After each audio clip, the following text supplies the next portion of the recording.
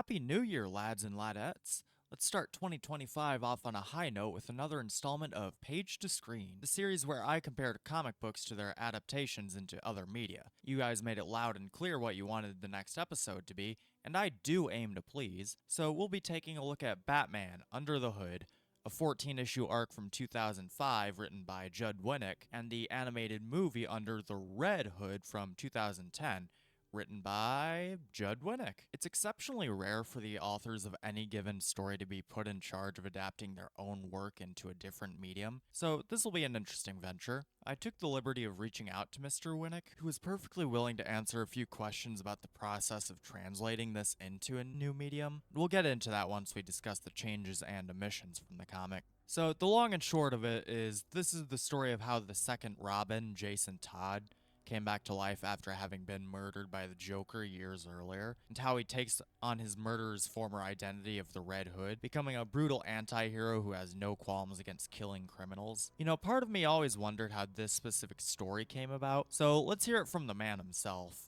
The first inkling of the Red Hood came about. Like everyone else, I was back in the day reading Jeff Loeb and Jim Lee's arc on Batman, Hush, and the big mystery was who was Hush, and Batman is confronting Hush in a cemetery, and he unravels his bandages and reveals that he is Jason Todd. And when I read this, the top of my head just blew off. I just thought this was the greatest idea. I loved it. I thought, wow. And I just, as a storyteller, which I was at the time as well, I thought this was just phenomenal. I could see it all. I could see the whole opera of it. I could see it like 100 miles of broken road. How cool this is going to be. Jason Todd is back. Batman's greatest mistake has come back, and he's come back as a villain. He's using all the tools he's ever taught him. Oh, the tragedy of it was great. Then in the next issue, they reveal that it's not Jason Todd, it's actually Clayface. And I thought, oh, okay, that's another way to go. The concept stuck with me, and it wasn't long after that that my editor Bob Schreck and Dan DiDio, who was our big boss at the time, and my good friend, they asked if I wanted to take over Batman as the monthly, and I of course said yes. And they both threw it to me what I wanted to do, and I told them that I wanted to bring Jason Todd back. For reals. I laid out how I would do it. I had the full story, the beginning, some in the middle, and definitely the ending. And as I explained to them, I was less concerned about how he came back, the metaphysical mumbo jumbo, but I was more interested in these 100 miles of broken road that I had envisioned when Jeff Loeb and Jim Lee had introduced the idea. I really, really had a story in my head. That's what I gave to them. Dan and Bob were all in after that. So my whole idea that I springboarded off Hush, but I will take the credit and the blame. Without further ado, let's go ahead and dive into what stayed the same between these two versions.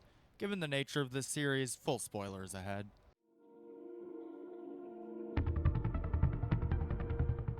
First, we'll go over the connective tissue, the common ground shared between both takes. One thing you'll notice very quickly in this section is the movie is word for word in a lot of these scenes. Like when the story opens with our titular Red Hood calling a meeting with all the big names in Gotham's drug trade, making them sign up with him in exchange for, "You go about your business as usual, but kick up 40% to me." That's a much sweeter deal than the scraps Black Mask is leaving you. In return, you will have total protection from both Black Mask and Batman. But you stay away from kids in schoolyards. No dealing to children, got it? and proving he means business when he drops a duffel bag full of their lieutenants' heads. That took me 2 hours. You want to see what I can get done in a whole evening? Meanwhile, Batman, with help from Nightwing, busts an illegal shipment Black Mask was looking forward to, resulting in both a fight with Amazo, an android capable of copying the powers of the Justice League, and a chase with our titular Red Hood. Nightwing makes sure to point out how super cool Red Hood is during this, and Red Hood proves he's super cool by cutting Batman's grapple line before it goes taut and snags his leg, which is something you can't just do, and requires lots of practice to pull off. Meanwhile, Red Hood just torments Black Mask, seeing as he's the biggest crime lord in Gotham at this time. This is easily the most entertaining part of the entire story. Red Hood just blows up gun shipments, kills his best men, and even shoots at Mask with a frag RPG to blow up his office. And over the course of the story, he just can't handle it and throws these temper tantrums. His pain brings me such great joy. I'm glad Black Mask's misery remains in both versions because this is hilarious. But apparently this almost wasn't the case. I'd say the only major note I got from one of the executives, it's been a while, so I'm going to throw them under the bus without naming them. I had an executive who had issues with Black Mask being too funny. And in my original script, there was plenty of Black Mask jokes, which were as I had it in the comic. And this executive felt that he should be more menacing. He shouldn't make jokes. He shouldn't crack this wise. And I had pushed and argued back that the story needs a certain amount of air to breathe. And having a villain who is this maliciously funny gives us a new direction, a new tone. And I said, and it also works for the character. It just is more interesting. If he's just as arch as everybody else in the story, it makes it a lot less fun. You know, Joker's a different kind of funny, and Black Mask is going to feel, as we had it in the comic, more put upon, and, you know, there's lots of good jokes. But he wanted me to cut it. So our director, Brandon Vietti, Brandon didn't agree with that and put a bunch of jokes back in. That's all there was to it. Like, when Brandon was putting it together, you know, I'm like, no, Black Mask has to be funny for all the reasons I just mentioned. So that was one of those things where it just kind of all amounted to nothing. He gets so desperate to get Red Hood off his back that he ends up cutting a deal, details of which we'll get into in a minute. We do get the reveal that Red Hood is in fact Jason Todd, something confirmed when he's fighting Batman on a rooftop in the rain and they both end up unmasked, and DNA samples for good measure. Interspersed with all this, we do get flashback to Jason's time as Robin, where it's established that he had a rather rough childhood, meeting Bruce by stealing the tires off the Batmobile, and actually being quite happy as Robin before getting darker and more brutal over time. Exemplified by ruining a drug bust by shattering a criminal's collarbone and sending him into shock before they can get information out of him and stop the problem at its source. I had to take him down. You shattered his collarbone! He's a drug-dealing pimp. I didn't think I had to prop up some pillows before I took him out. We needed him. He would have talked. But you put him into shock. Sorry. That was dumb. But he deserved it. Props to Jason in the present day, though. Clearly he values loyalty as he prevents one of his men from getting torched by Black Mask's men, and the former promptly getting ambushed by some supervillains who were hired by the latter to kill him. He's outmatched on his own, but Batman does show up in the nick of time to even the odds. Even after all these years, they work pretty well together. Well, up until Jason kills one of the would-be assassins via taser to the eyes, and leaving as he tells Bruce he should be grateful he only killed one. The story climaxes when Bruce and Jason have a final face-off, this time a battle of philosophies while Former has the Joker held hostage, and we finally get into what all of this is all really about. I don't know what clouds your judgment worse. Your guilt or your antiquated sense of morality. Bruce, I forgive you for not saving me. But why? Why on God's earth is he still alive? Ignoring what he's done in the past. Blindly, stupidly disregarding the entire graveyards he's filled. The thousands who have suffered. The friends he's crippled. You know, I thought I'd be the last person you'd ever let him hurt. If it had been you that he'd beat to a bloody pulp, if he had taken you from this world, I would have done nothing but search the planet for this pathetic pile of evil death-worshipping garbage and send him off to hell. Bruce goes on a diatribe about how the only reason he let Joker live is because it will be too easy to start making exceptions and kill whoever he deems fit. This isn't necessarily a take I'm fond of, as it frames Batman as just barely clinging to sanity, rather than someone who values human life and rehabilitation, but that's neither here nor there.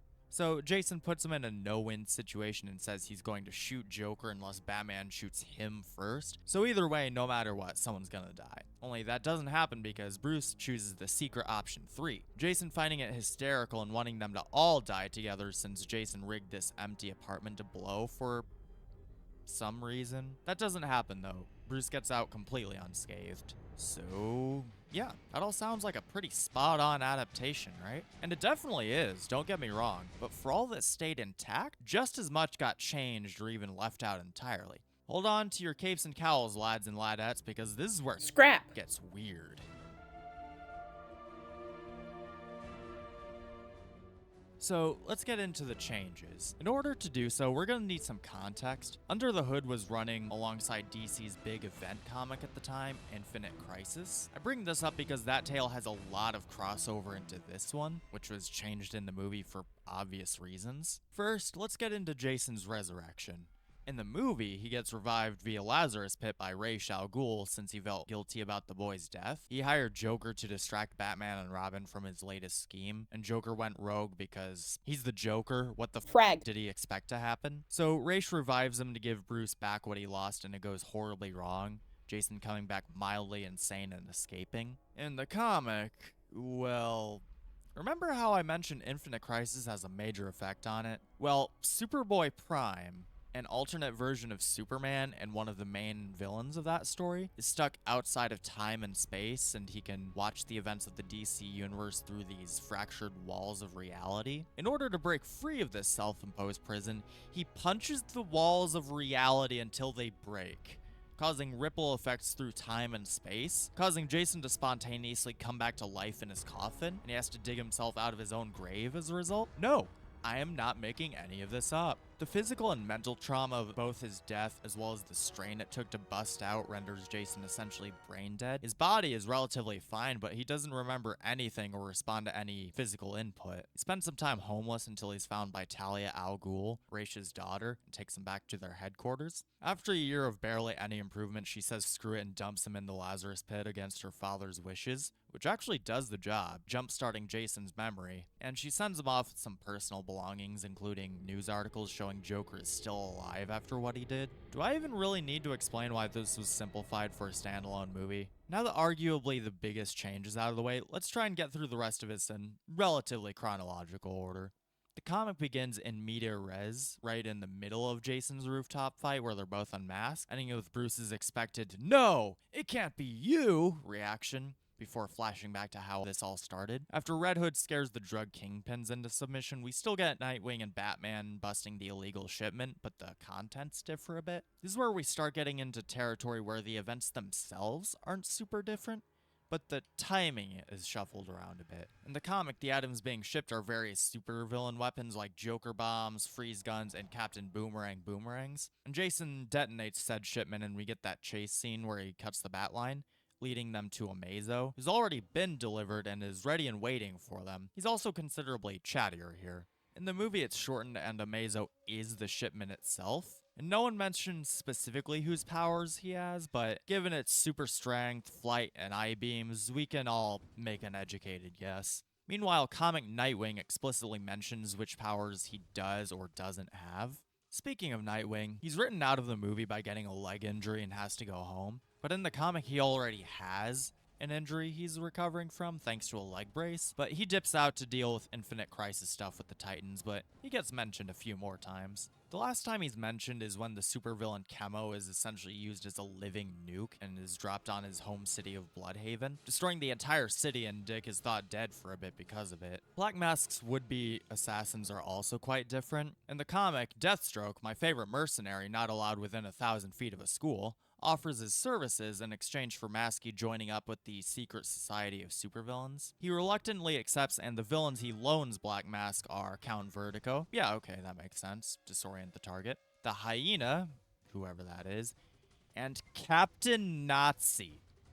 Yeah, this was never gonna work out. I'm almost wondering if Deathstroke knew they'd fail just so the society could get rid of them. Needless to say, Batman looks pretty stupid when he acts shocked and outraged at Jason for killing him. Listen, Bruce, buddy, I get you have the no-kill rule. It's the one thing keeping you from going off the deep end, like that Punisher nut across the street. I get that. I respect it.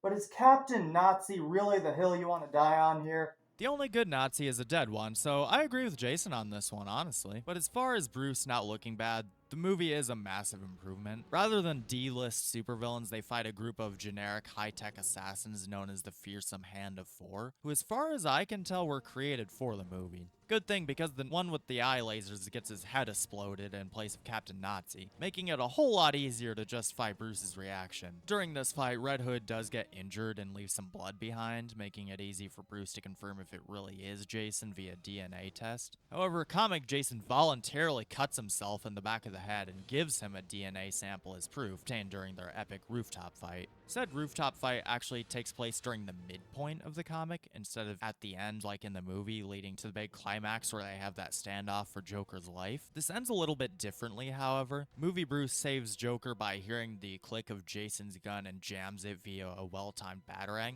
causing it to explode in Jason's hand. But in the comic, Batman ricochets the battering off an exposed type, causing it to slice Jason's neck from behind. Good lord. Gruesome as it is, it helps show how differently this ultimatum is portrayed. Comic Jason gives Bruce to the count of 3 to either kill him or let him kill Joker, showing he can and will do it without hesitation. But in the movie, he keeps demanding Bruce Decide! Decide now! Do it! even as he's walking away from the both of them. I'm of two minds with this particular deviation. On one hand, I like how the comic makes Jason far more determined in killing Joker, whereas the movie almost makes him come off as desperate for attention with how much he begs Bruce to do something, even turning the gun on him instead of Joker. But on the other hand, slicing your adopted son's neck, which could very well be lethal, in order to save the life of the guy who murdered him? Not a good look. It just makes Batman look like a total Grayson. You know, I like that Batman has a strict moral code and a specific set of rules, but Scrap. like this really makes him look like he's in the wrong here, given that Jason is definitively the villain of the story. But mileage may vary on that one. The movie ends with Bruce finding Joker still alive in the rubble after the apartment blows up, but Jason is nowhere to be seen. And we get one final flashback of his first night out as Robin, declaring it the best day of his life, whereas the comic just kinda ends, because Infinite Crisis. Yeah, we don't get any real resolution here because just about every writer at the time got kneecapped by the big DC event winding down and changing the status quo with the resulting 1 year later time skip. Now, to wrap up everything pretty quickly, before getting into this, I assumed all of the Infinite Crisis overlap was due to the dreaded Editorial man. but I'm pleased to report that's actually not the case at all. I was one of the plotters and planners of Infinite Crisis and 1 year later, and doing the math, trying to remember in my head, I think this came before 1 year later, and I don't think this had anything to do with anything. And frankly, I don't remember anyone giving me any notes at all about having to keep on Infinite Crisis, except the ending, which I will talk about later. The ending to Jason Todd's return, which I never dealt with until I believe it's the Batman Annual, where it finally lay out how he came back. So that was the only Infinite Crisis moment, but I'll answer that in another question. Hey, speaking of Joker, he's got a considerably larger role in the film, whereas in the comic, he's really only here to be Jason's punching bag, which, you know, fair enough. Remember that chase where Jason cuts the Batline in midair? Well, rather than leading them to a mazo, instead, Batman is led into Ace Chemicals, where the original Red Hood trips and falls into the chemicals that turn him into the Joker. Immediately after this, we get a completely original scene of Bats and Nightwing confronting Chuckles, naturally assuming he's behind the whole Red Hood scheme, and it goes about as well as you'd expect. You really think I would stir up so much trouble and not make sure you knew it was me? And remember that deal I mentioned Black Mask making earlier? Well, the details of said deal are quite different in both tellings. Movie Black Mask made a deal with Joker to break him out of jail and kill Red Hood for him. This ends up backfiring horribly as Joker takes Black Mask and all his men, along with Red Hood's men, with the intention of killing them all. Black Mask seems shocked by this turnaround, but this is the Joker. What the Frag. did he expect to happen? But this doesn't actually work. Jason planned on all of this in order to kill two birds with one crowbar, force Black Mask into a corner so he'd cut a deal with Joker and easily capture him in order for that big showdown with him and Bats to happen. But in the comic, it's actually Red Hood himself that Mask cuts a deal with. Jason claims he wants to end all this and work for him, in exchange for Black Mask killing all of his own lieutenants, which he does. Only for Jason to back out because this was obviously a ruse in order to make Black Mask cripple his own operation. And this leads to the two of them having a knockdown, drag-out fight where Jason is apparently killed, only for it to be a body double. There are also a bunch of smaller changes, such as Black Mask's assistant being a woman in the movie but a man in the comic, and also being killed by Jason at one point. So yeah, as faithful as this movie is, it did change quite a lot from the source material. But what I find just as interesting is the stuff that was left out entirely. So let's get into that, shall we?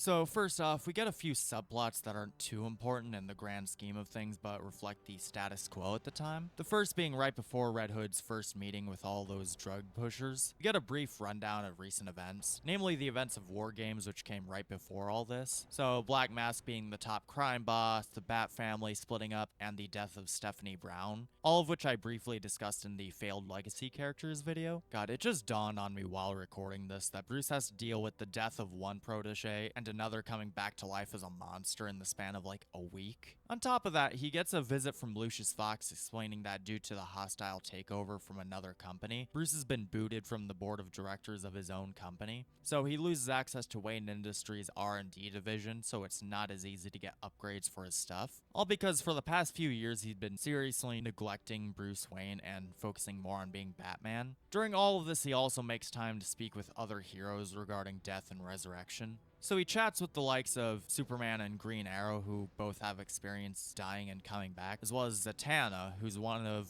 if not the premier magic expert in the DC universe. He needed someone he can trust to confirm that no one's had any access to any Lazarus pits recently, but instead he has to settle for getting help from Zatanna. If that seems overly harsh, it's because this came about a year after the story Identity Crisis, no relation to Infinite Crisis, don't ask, which among other things revealed that the Justice League resorted to mind-wiping their enemies to make them lesser threats, and also mind-wiped him so he'd have no memory of walking in on them doing it. So this causes him to become a lot more paranoid towards the superpowered community, and especially his fellow Justice Leaguers as a result. Honestly, fair. He's a lot nicer about it than I would be, and no wonder he was on the verge of a mental breakdown at this point. While he's doing that, Jason has a little team up with someone named Onyx to bust a meeting with some drug runners. She's another Gotham-based vigilante who was being pushed pretty hard at the time and pretty much disappears after this story. After Red kills them all, he puts a knife in Onyx's shoulder and essentially tells her she needs to either stay out of his way or she dies. Given we don't see her again until after the New 52 reboot, I'd say his threat was even more effective than he thought it would be. We've got a whole recurring villain who's cut out entirely, Mr. Freeze. He was recruited early on by Black Mask as an enforcer. This was before all the Nora stuff was made canon, so it's a lot more common to see him as just a sadistic killer, and or a goon for more high-profile villains. His main contribution here is trying to get back a shipment of kryptonite Red Hood stole and kill him in the process, so they set up this whole fake wire transfer. But Jason isn't an idiot, so he sees right through it. So Red, Freeze, Batman, and Nightwing all punch for a bit before the former two say screw it and leave. Neither the kryptonite or Freeze are seen or heard from again for the rest of the story. I found it a tiny bit surprising that such a well-known villain wouldn't make the cut, but in the grand scheme of things, it makes perfect sense. No, there wasn't a particular reason that Mr. Freeze was cut. I'd say it is more to do with the fact that Mr. Freeze is such a big character that it seemed vastly more important just to concentrate on our principals, because this is a feature. You know, who are our principal villains? It would be the Red Hood and Joker. And any more than that, you're starting to get complicated. Amazo is in there, but he's just a threat. He is there for the set piece. And it works in that way. Which is really the mentality for all the changes made here, but more on that in a little bit.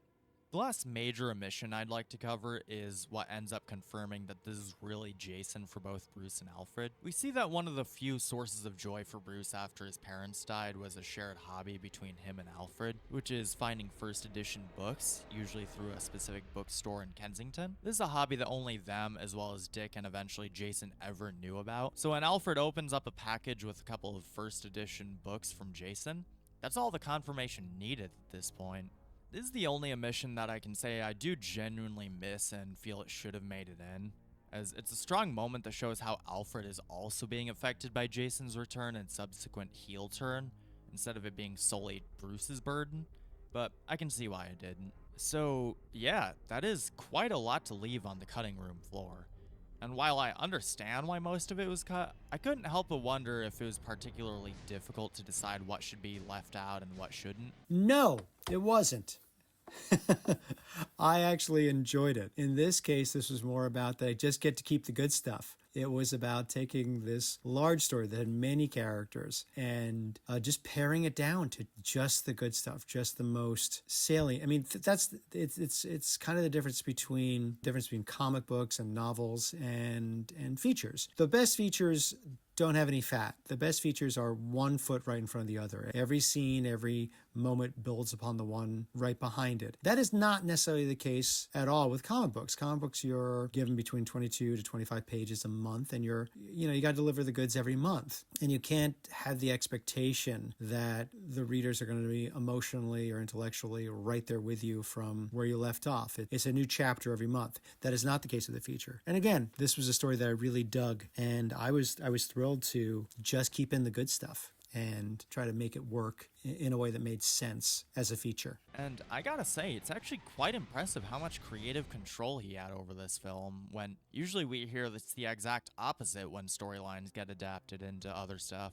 A large part of that is due to this whole movie being his idea to begin with. Not very long after the Chris Nolan Dark Knight movie came out, with the big splash it made, Heath Ledger as the Joker. It was amazing. It was amazing. I had heard, I don't remember where, that DC Animation was looking to do some new Batman properties, and they're really looking to capitalize on the vibe of the Chris Nolan Batman. They really were looking for something particularly dark and gritty, and I thought I could adapt the Red Hood story arc into an animated feature. I reached out to Gregory Novak, who was with Warner Brothers DC at the time, who I knew a little bit for, a number of years in other business stuff. And I actually pitched him at San Diego, and I had pitched him sort of a kind of a scaled down version of my story arc, beginning with the teaser. And I think the only thing that's really interesting about the teaser is that Bruce Timm,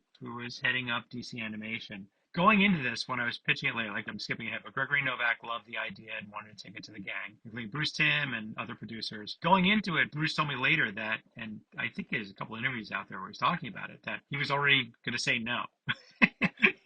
He had already made up his mind, like, no, we can't do this. Because you have to do the entire death in the family story. You've got to do all those things with Joker kidnapping Jason and killing him. And it's a whole, there's too much shoe leather to get it done. There's no way we can do it. That's what Bruce was going into the meeting. But what I pitched them was, just as you see in the movie, we take care of all that in the teaser. Joker's got young Jason Todd as Robin, and he's beating him to death. Batman is racing to save him. He arrives too late, and Jason dies, and then we begin our movie. Bruce said that after I got through that as the teaser, he said, oh, holy shit. Yeah, that's how you do it. That's all we need to do. He said later, it's like, after that, I was like, yeah, we're just going to do this. Didn't matter what you said after that. We're just going to do this. So long story short, yes, it was my idea, and I came to them with it. And it was a blast. It was a lot of fun. I was very excited for the opportunity to do it, really. All in all, I think this is about as perfect a translation between mediums as you can possibly get. It made sense what to get rid of or change, and the story feels so much tighter because of it. Now, as far as which take told the story better, what does Mr. Winick think? Last question, more of a Personal curiosity, but do you have a preference between the original comic and the movie when it comes to how the story was told? No! I don't. It's one of those rare times that I did the original material and then I got to write the adaptation. So I like them both. I think they're wonderful companion pieces. I think they work in a lot of ways. One was, not just that, it was comic books that I just talked about. Like comics, it's a monthly and you plot along. It's an entirely different storytelling vibe, whereas with the feature, it's leaner and meaner, and I like that.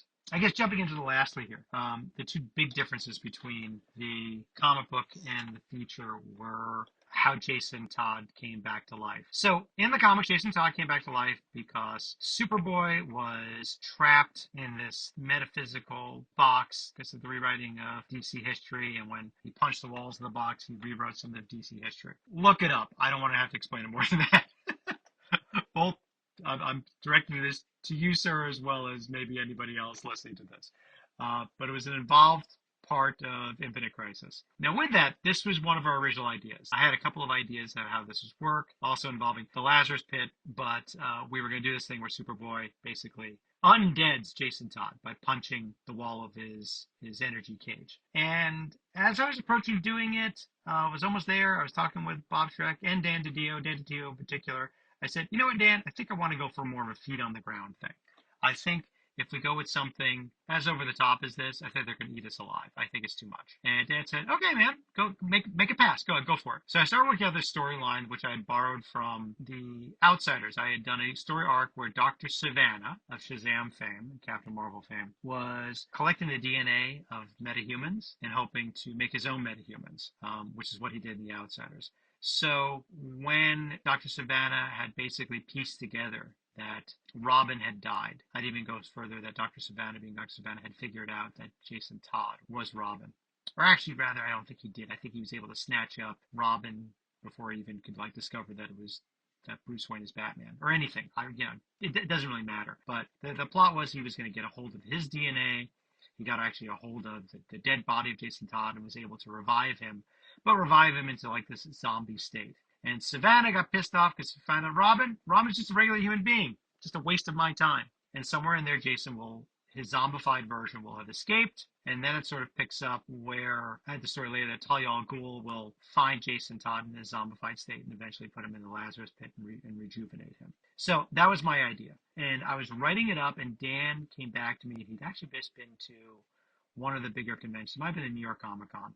And he had said that people are just going bananas for Infinite Crisis, that it's working. And it's just something we had all built together, that I was part of it. He wasn't coming in as like a boss, he was coming in as, this is the project we'd all been working on. And that was the truth. He said, I think we should go for it. I think we should do the Superboy punch. I think it works. If we don't do it, I think we might regret it later. And I said, all right, man, I'm in. Let's do it. And we went and did it. And to be honest with you, at the time, it came off as a little bit weird to some, but acceptable to many. But I think it worked just fine. And I think it's the nature of superhero comics as monthly publications. It spoke to that era, that time, that month, that year. It worked right when we were doing it. I don't think it has longevity. I think when you get out of it and you get some distance from it, it has no evergreen, and it doesn't really have the legs, and it looks a little silly.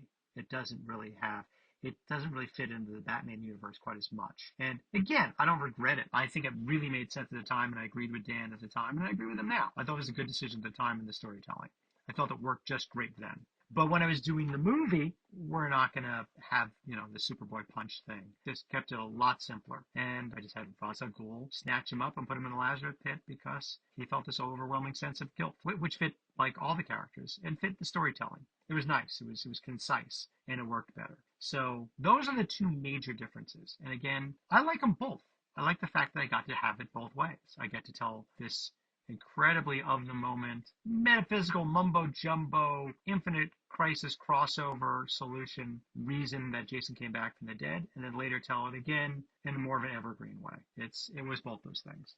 So that was fun for me. I can understand that, and feel the same way to a certain extent, but I'd have to say I do slightly prefer the movie. Both are fantastic experiences, but in different ways. If I were talking to a new fan who wants to get what makes Red Hood such a good character, I'd recommend they watch the movie since it distills all the great parts into a more cohesive experience, but without all the fat, as Mr. Winick calls it. For the comic, I'd recommend it more after someone's been exploring the larger DC universe for a while, since it does rely so heavily on what was going on in comics at the time, and already assumes readers are already up to speed. If one picked this up without any context on War Games, Identity Crisis, or Infinite Crisis, I imagine they'd be completely lost for most of it. Given I picked this up after reading comics for a decade, I had no problem following everything, but I realize that won't be everyone's experience. But all that being said, both the comic and the movie are great, and I'd highly recommend both. It was an amazing experience. It was a lot of fun.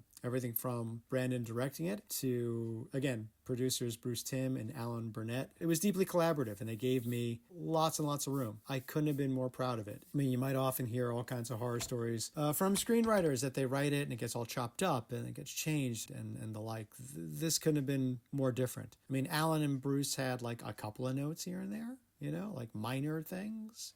And aside from that, it was pretty much as I wrote it.